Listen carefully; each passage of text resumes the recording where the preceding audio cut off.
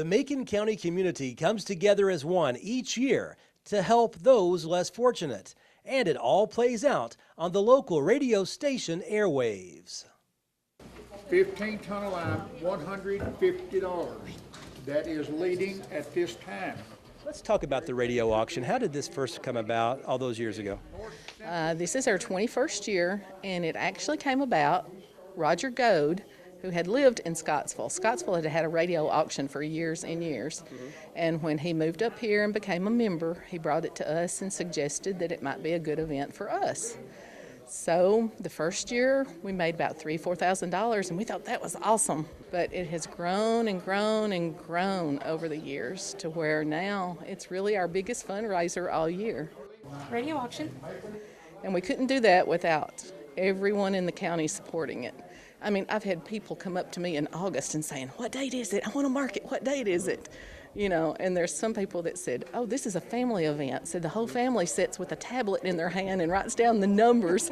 And said, and some of them found one year they were bidding against each other because they were in different rooms. So, you know, so it's just really an event that a lot of people look forward to. And it's not just one day, is it? No, it is Monday and Tuesday and Wednesday. And this week, which tomorrow night and Wednesday night. And we have, I think, probably over 500 items now that we will have, plus the big items. So, you know, probably 30–40 items.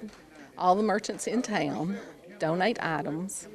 You know, we sometimes hate to beg and beg and beg, but, you know, we couldn't do it without everybody. Sure. Everybody knows the good work we do, you know, because we buy lots of hearing aids and glasses, and you know, we've bought new benches for Key Park. We've put trees in, you know. Sure. Anybody that needs help, you know, I think we were one of the one of the counties in the Tennessee that had bought more hearing aids than anybody in Tennessee. So we've done a lot of good. But the auction, we have boards up that we write all the numbers on. Everybody's welcome to come take a look too, because it's fun. I was going to ask, I mean, is the public invited to actually come and watch? We've had some people that wait to do their donations and come in here, tell us what they want to donate, and then stay here and bid.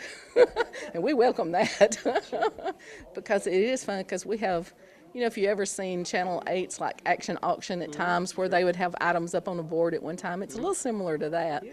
You know, each item's got a item number. We'll call that out. The phones will ring. People will place their bid. We write it on the board. And then somebody else is going to call right behind you, and then you have to call back again. How many people do you have to have manning the telephones?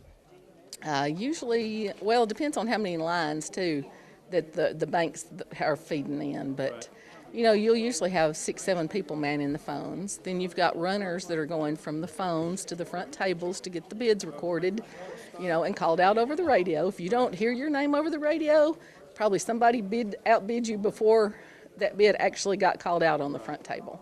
So it's, you know, sometimes it looks a little chaotic, but we've got it down pat pretty much from where we've done it so many years. You said, of course, about the donations, about the local companies donating, and then, of course, we have the volunteers here manning the phones, et cetera. But how much of a community event is this, and how could you guys, you wouldn't be able to do it without the community's help, I know. Oh, not at all. I mean, because that's the only way we get the items to auction off is through the community. And this year we do have a few other donations, you know, like Zanies has given us some tickets this year. So we've got some tickets from the Pigeon Forge Aquarium, the Wonder Works in Pigeon Forge.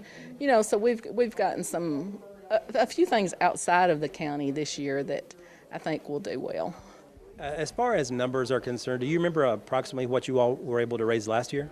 It was pretty close to $14,000 we raised last year. So, and I like to do better every year if we can. Sometimes that's not an option, but the last several years it's been between 12 and 14 that we've gotten every year. So. I'm sure it's a lot of hard work involved, but when it's all said and done, how much are you appreciative of the community's help, and how much fun do you all have just these 3 nights that you're here at the bank? Oh, these 3 nights, it's very good camaraderie. You know, it's an event that we all get together. It's fun. You know, we just really enjoy ourselves, and we have had people come and help us with the radio auction that have enjoyed it so much they have joined the clubs. So we have gotten new members because of it too. You know, it's just great. The Lafayette Lions and Lioness Clubs make a difference for those less fortunate in their community, just like they have with this radio auction for more than 2 decades now. Reporting from Lafayette, Barry Hyatt, NCTV.